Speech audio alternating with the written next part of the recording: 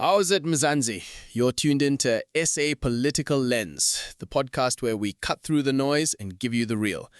Sarah, today's stories mix politics, violence, racism scandals, even kids running wild in KZN. It's loaded. Shoo, John. Let's start with Floyd Shivambu. He's finally made it official. He's launched the Afrika Mayibuye Movement as a political party and, of course, appointed himself president. Yeah, Sarah, we all knew this was coming. That so-called consultation process was just undermining South Africans' intelligence. People were clear. We don't need another useless political party. Even his own Twitter poll showed people didn't want it. He was so embarrassed, he deleted it. Exactly. In the end, only his friends agreed with him, and now here we are, another party in the already overcrowded political space. The question is, will it actually offer solutions or just add more noise? Speaking of Floyd, his new deputy is Nolubabalo Patience Mqinga, Queen Khazeka. She's the estranged wife of Abatembu King Buyelekhaya Dalindiebo. She says the party resonates with her personal beliefs and her activism. She calls herself the runaway bride. She fled the royal house after 3 months, calling the marriage toxic. Now she says she represents a generation refusing to inherit broken systems without fighting for transformation.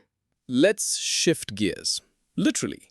Minister in the presidency, Kumbudzo Ntshavheni, says cabinet has approved South Africa's bid to host Formula One at Kyalami in Johannesburg. If all goes to plan, Mzansi will host the Grand Prix for 3 years starting in 2027. That's big news. Imagine global F1 superstars racing at Kyalami again. But John, South Africans will also ask, with unemployment and poverty so high, is F1 the right priority? Or will it actually boost tourism and jobs?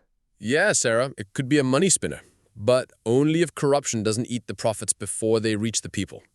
Now to Soweto. The body of e-hailing driver Mtokosi Simvelese is being transported to KwaZulu-Natal today.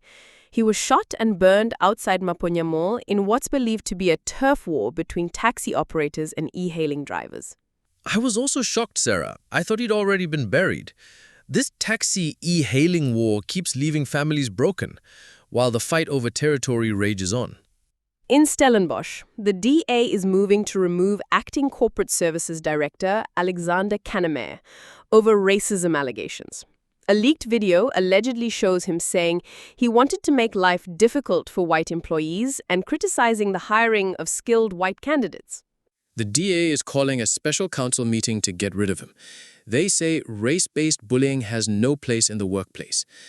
But Sarah, it's funny. The DA moves fast when racism is against white people. When it's the other way around, not so quick, nah? Exactly, John. Double standards always expose the politics behind the outrage. To KwaZulu-Natal now. 4 9-year-old boys were arrested in Hazelmere for burglary. They broke into homes and tuck shops, stealing phones, shoes, cash, and electronics, then selling them off. At 9 years old, John? That's shocking. The community is worried this is the start of bigger problems if these kids don't get proper guidance and support. In Cape Town, a man was gunned down this morning outside Athlone Magistrates Court. He was about to enter the building when he was shot dead, raising fears about safety at our court. Brazen, John. Imagine going to court for justice and being killed on the steps. It shows how deeply violent our country has become. And finally, for motorists, the N4 Kroondal section is closed both ways after a fuel tanker fire. Authorities are urging drivers to use the R24 eastbound and Buffelspoort westbound. Patience, people, patience. Yo, John, our roads are always drama. Let's hope emergency crews clear it quickly. So today we've got Floyd's new party and Queen Khazeka by his side, a Formula One return to Kyalami, violence in Soweto, DA double standards in Stellenbosch, kids turned burglars in KZN, a brazen Cape Town shooting, and chaos on the N4.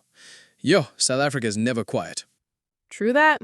Stay safe, stay sharp, and catch us next time on SA Political Lens. Sharp, sharp.